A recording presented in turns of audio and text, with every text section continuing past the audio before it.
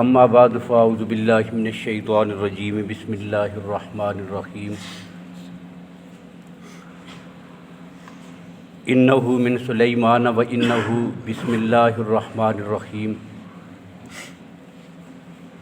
وقال اللہ تعالی بسم اللہ مجریہا و مرساہا ان ربی لغفور الرحیم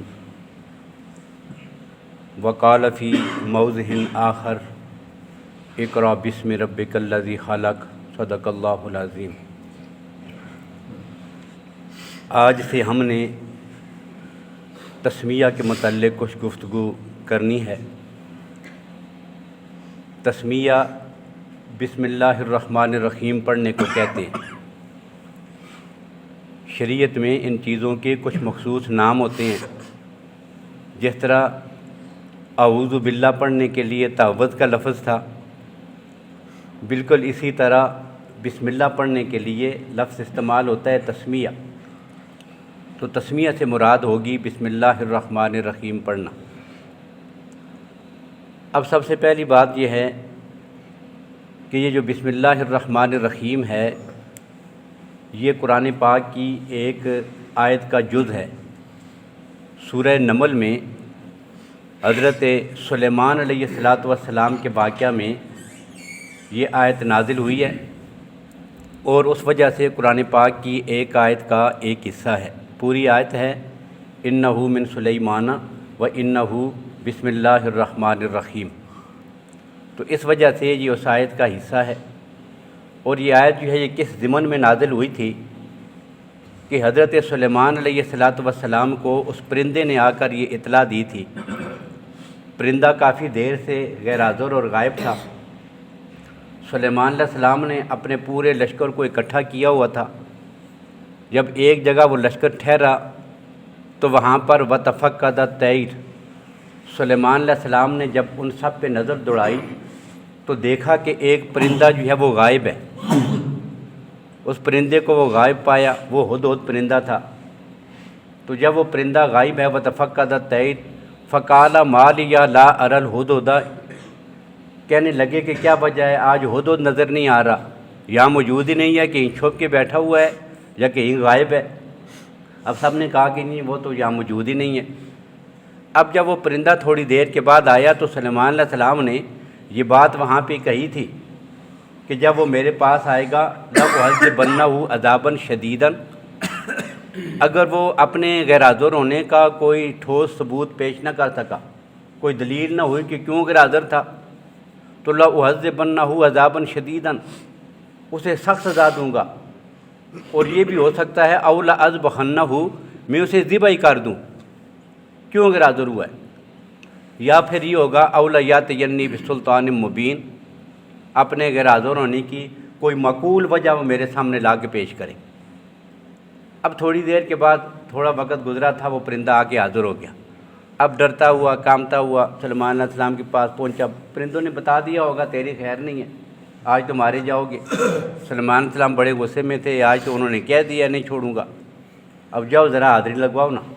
اب پہنچ آئے جی وہ اپنے وقت کے نبی حضرت سلیمان علیہ السلام کے سامنے، اور یہاں پہنچ کر انہوں نے کہا کہ جی میری غیر حاضر ہونے کی وجہ بھی سنیے، میں اڑ کر ایسے علاقے میں چلا گیا تھا کہ جہاں پر آج تک آپ کی حکومت بھی نہیں ہے۔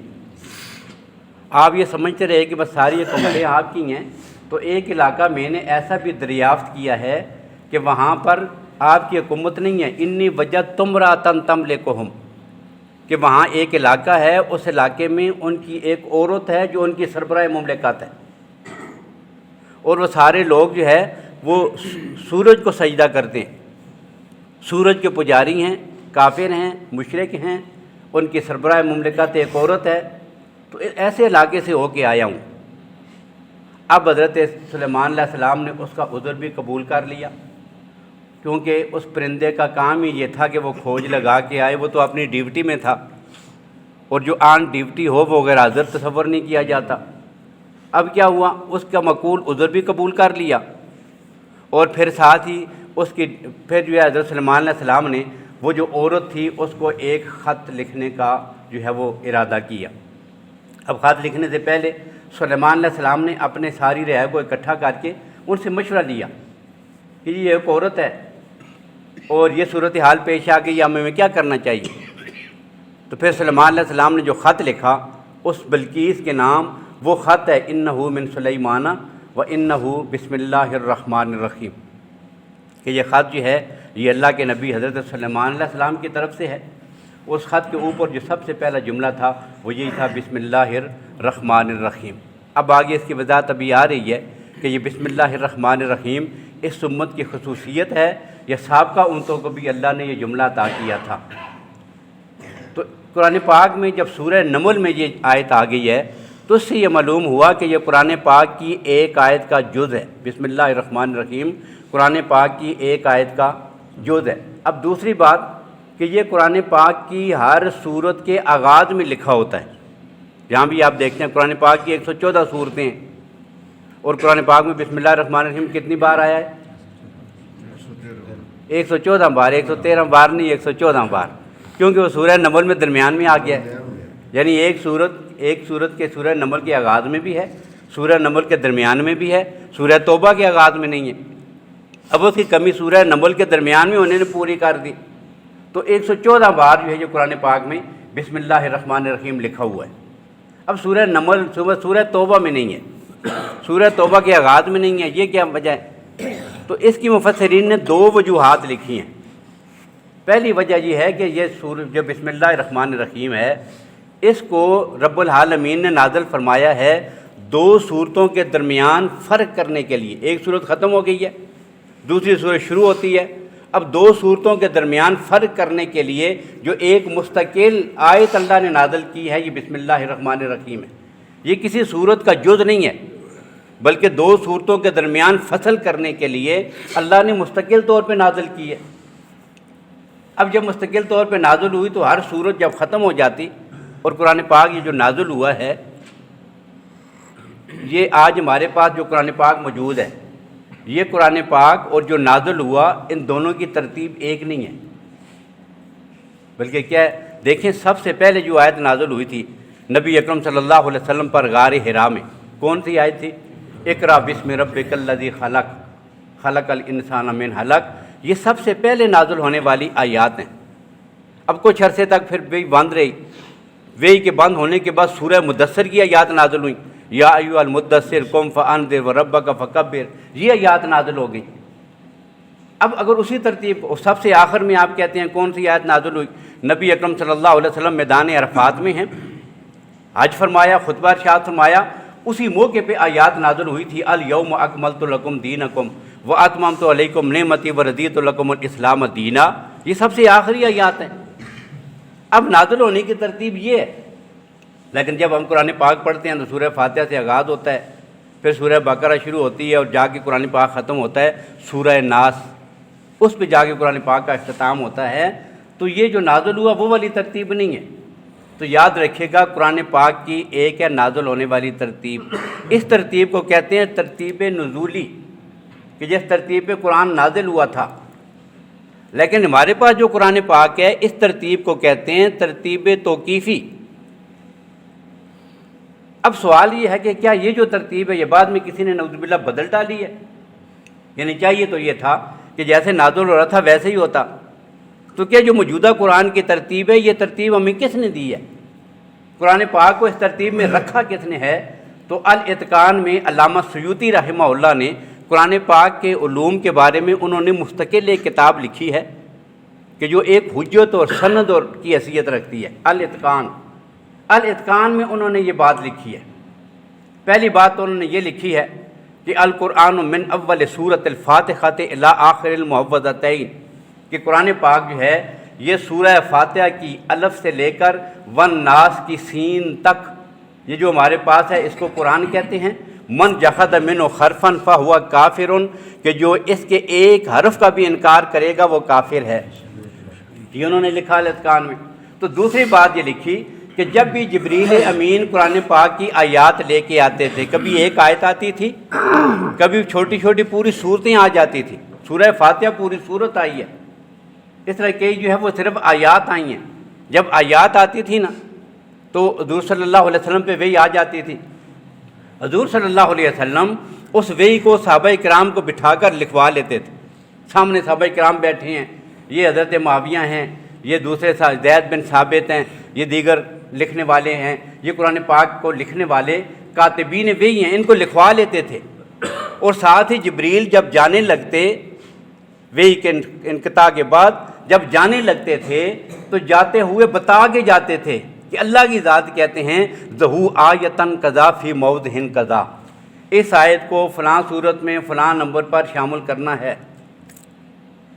اب جب یہ فلاں نمبر پر فلاں جگہ پر فلاں موقع پہ شامل کرنا ہے تو یوں شامل کرتے کرتے کرتے وہ قرآن بنا ہے جو اللہ کے فضل و کرم سے آج ہر مسلمان کے گھر میں ہے۔ تو یہ ترتیب توقیفی بھی رب العالمین کی طرف سے ہے، حکمت کے تحت ترتیب نزولی بھی ضروری تھی۔ مثلا صحابہ کرام رضی اللہ تعالیٰ عنہم غزوہ بدر میں ہیں، اور غزوہ بدر کے موقع پر دو معاملات نئے پیش آ گئے، کیونکہ اس سے پہلے تو جنگ نہیں ہوئی تھی۔ کفر اور اسلام کا پہلا معرکہ ہے اور دو نئے مسئلے پیش آئے ہیں۔ اب نئے مسئلے پیش آ رہے ہیں نا، اسلام ہے، اس کے کام سلسلہ شروع ہے، شریعت کے احکام کی ضرورت پڑتی ہے، تو مسائل پیش آ رہی ہیں اور ان کا حل بھی بتایا جا رہا ہے۔ اب ایسے ہی حالات میں ایک مسئلہ یہ پیش آیا کہ مال غنیمت بھی ہاتھ لگ گیا ہے، 70 کافر مارے گی اور 70 گرفتار بھی ہو گئے۔ اب پہلا مسئلہ یہ تھا کہ مال غنیمت کا کیا کریں گے، پہلی بار ہاتھ لگا اس کو کیا کرنا ہے، اور دوسرا مسئلہ یہ تھا کہ قیدیوں کے ساتھ کیا کریں۔ اب سب سے پہلے جو مال غنیمت تھا نا، اللہ کے نبی نے پوچھا صحابہ کرام سے ان کے ساتھ کیا کیا جائے۔ اب وہ صحابہ کہ جنہوں نے اس مال کو اکٹھا کیا تھا، مشورہ دینا ہے نا، ٹھیک مشورہ دیا بالکل۔ اللہ کے نبی نے جب مشورہ پوچھا ہے تو صحابہ کرام کو بتانا چاہیے تھا، اور ٹھیک بتایا ہے۔ اس پہ صحابہ کرام پہ تنقید کا تو کوئی بنتی نہیں ہے بات۔ کیوں؟ اللہ کے نبی نے پوچھا بتاؤ بھائی کیا مشورہ ہے، تو مشورہ دینا ہے۔ اب صحابہ کرام نے کیا مشورہ دیا؟ وہ صحابہ جنہوں نے وہ اپنے ہاتھوں سے مال اکٹھا کیا تھا، انہوں نے کہا کہ یہ مال اکٹھا ہم نے کیا ہے، لہذا ہمارا ہی بنتا ہے۔ اب وہ صحابہ کرام کے جو رسول اللہ صلی اللہ علیہ وسلم کے حفاظت پر مامور تھے، آپ کے گارڈ ہیں، انہوں نے کہا کہ ہم نے سب سے بڑا فریضہ سر انجام دیا کہ خود ذات نبوت کا تحفظ کر رہے تھے، اس لیے ہمارا حق بنتا ہے۔ باقی جتنے صحابہ تھے انہوں نے کہا کہ نہیں، جنگ میں تو ہم بھی شریک تھے، ہر آدمی اپنی اپنی ڈیوٹی کر رہا ہے، سب میں تقسیم ہونا چاہیے۔ اب کیسے تقسیم ہو؟ اب جی قرآن پاک نے کیا کہا، یسألونک عن الانفال، سورہ انفال کی اب ابتدائی ہے، میرے نبی آپ سے پوچھتے ہیں کہ اس مال غنیمت کا کیا بنے گا۔ اب اللہ آپ کو بتاتا ہے۔ اب ظاہر ہے اس پہ یہاں آیت نازل یہ ہونی چاہیے تھی، اب اس موقع پہ نازل ہوئی ہے۔ اب ترتیب کو دیکھا جاتا کہ مال غنیمت آج مل رہا ہے، اور قرآن پاک کی موجودہ ترتیب کو دیکھا جاتا تو وہ بالکل مدنی دور کے آخری سال میں جا کر قرآن کی یہ آیت نازل ہوتی، تو ضرورت کے موقع پر تو نہ ہوتی۔ اس لیے ترتیب نزولی یہ بھی ضروری تھی، لیکن اللہ نے ساتھ ہی بتا دیا کہ ترتیب توقیفی کیا ہے، وہ وہی ہے کہ جو اللہ کے فضل و کرم سے آج ہمارے پاس قرآن پاک موجود ہے۔ تو پہلی بات میں یہ ذکر کر رہا تھا کہ یہ جو بسم اللہ الرحمن الرحیم ہے، سورہ توبہ کے آغاز میں کیوں نہیں آئی، اس کی وجہ ذکر کر رہا تھا۔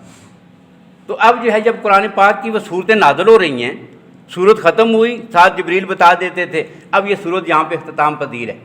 یا رسول اللہ، اللہ فرماتے ہیں اس آیت سے نئی صورت کا آغاز ہے، اور جب بھی نئی صورت کا آغاز ہے اس سے پہلے کیا لگا دینا ہے، بسم اللہ الرحمن الرحیم، تاکہ قیامت تک آنے والے مسلمانوں کے لیے ایک علامت بن جائے یہ نئی صورت شروع ہو رہی ہے، تو فصل کے لیے۔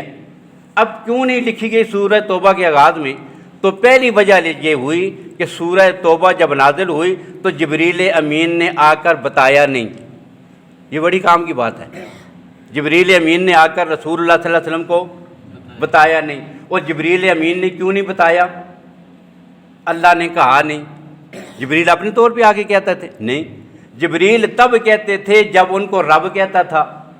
اب رب نے یہاں پہ کہا نہیں، جبریل بھی چپ ہو گئے، اور جبریل نے بتایا نہیں تو اللہ نے اللہ کے نبی صلی اللہ علیہ وسلم نے پھر صحابہ کو بتایا نہیں۔ تو پتہ کیا چلا کہ اللہ کے نبی بھی اپنے صحابہ کو وہی بتاتے تھے جو رب ان کو کہتا تھا۔ یعنی نبی جو ہے، نبی کا کام شریعت بنانا نہیں ہے، یاد رکھیے گا۔ نبی کا ایک ایک قدم جو اٹھتا ہے وہ شریعت ہے۔ نبی جو اشارہ کرے تو وہ شریعت ہے، نبی جو اپنی زبان مقدس سے لفظ کہیں وہ شریعت ہے، نبی جو عمل کر کے دکھائے وہ بھی شریعت ہے، یہاں تک کہ نبی کے سامنے کوئی آدمی آ کے کام کرے۔ مثلا اللہ کے نبی نے کچھ فرمایا نہیں، کچھ کیا نہیں، کچھ بتایا نہیں، ایک آدمی آیا، ابو ہریرہ آئے، بلال آئے، وہ حضور کے سامنے ادھر کھڑے ہو کے کوئی کام کر رہی ہیں، اللہ کے نبی بس چپ کر جائیں، وہ بھی شریعت ہے۔ اس کو کہتے ہیں حدیث تقریری۔ اس کو کیا کہتے ہیں کہ نبی کے منصب کے یہ بات منافی ہے کہ کام شریعت کے خلاف ہو اور نبی چپ کر جائے۔ اس لیے نبی جہاں سکوت اختیار کریں نا، اس کو بھی شریعت کہتے ہیں۔ تو یہ سارا شریعت ہے، لیکن یاد رکھیے گا اس سب کے باوجود نبی جو ہے وہ شریعت بناتا نہیں ہے۔ شریعت بنانا یہ رب العالمین کا کام ہے، اور شریعت بتانا یہ نبی کا کام ہے۔ اسی وجہ سے جب حضرت ابراہیم علیہ السلام نے کعبۃ اللہ تعمیر کیا تھا، بھئی اللہ کا گھر بنا لیا ہے نا، اللہ کا گھر بنا لیا، اب یہ گھر کس لیے ہوتا ہے؟ مسجد کس لیے ہوتی ہے؟ عبادت کے لیے۔ اور کعبۃ اللہ میں دیگر عبادات کے ساتھ ایک بڑی عبادت بھی ہونی تھی، کیا؟ حج اور عمرہ۔ اب یہ عبادات ہے، عبادات کے لیے گھر بنایا گیا ہے، لیکن عبادت کیسے کرنی ہے؟ اب نبی ہیں نا، اللہ کے خلیل ہیں، اپنی مرضی سے طریقے بنا لیتے۔ یہ طریقہ میرا دل کرتا ہے جی یوں کریں، میرا دل کرتا ہے نہیں۔ نبی کہتا ہے نہیں، دنیا کے لوگوں جو نبوت کا یا کسی اور کا دل کرے اس کو شریعت اور عبادت نہیں کہتے، شریعت اس کو کہتے ہیں جو رب بتاتا ہے۔ ابراہیم علیہ السلام اپنے رب سے مانگتے ہیں، ربنا ارنا مناسکنا، تیرا گھر تو میں نے بنا دیا ہے، اب اس گھر میں عبادت کرنے کے طریقے بھی ہمیں تو ہی بتا۔ اور اللہ نے بتائے ہیں اور انبیاء نے آگے انسانیت تک پہنچائے ہیں۔ ان طریقوں کو کیا کہتے ہیں؟ ہم عبادت کہتے ہیں۔ تو شریعت اب یہاں بھی کیا ہوا؟ تو مفسرین نے لکھا پہلی وجہ یہ ہے کہ جب یہ صورت نازل ہوئی تو جبریل امین نے آ کر بتایا نہیں، اب اللہ کے نبی نے بھی بتایا نہیں، تو صحابہ نے لکھا نہیں۔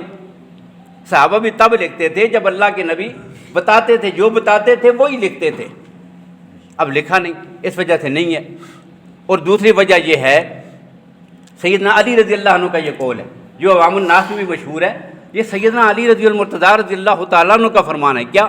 وہ یہ فرماتے ہیں کہ چونکہ دیکھیں سورہ انفال میں جنگ بدر کے حالات کا ذکر تھا، کچھ جنگ کے مسائل تھے، مال غنیمت کا بھی تذکرہ تھا، اس کے بعد آگے جو جنگ ہے اس میں غزوہ تبوک کا بھی ذکر ہے سورہ توبہ میں، اور بالکل آغاز میں براءۃ من اللہ ورسولہ، کہ اللہ اور اس کا رسول آج کے بعد اعلان برات کرتا ہے۔ اعلان لا تعلقی ہے، جن کے ساتھ اللہ نے کہہ دیا صاف لفظوں میں، جن کے ساتھ تمہارا معاہدہ ہو چکا ہے، جو اس پہ کار بند ہیں ان کے لیے جتنا ٹائم باقی ہے آپ ان کو ٹائم دے دیں، ٹھیک ہے، اس معاہدے کو باقی رکھنا ہے۔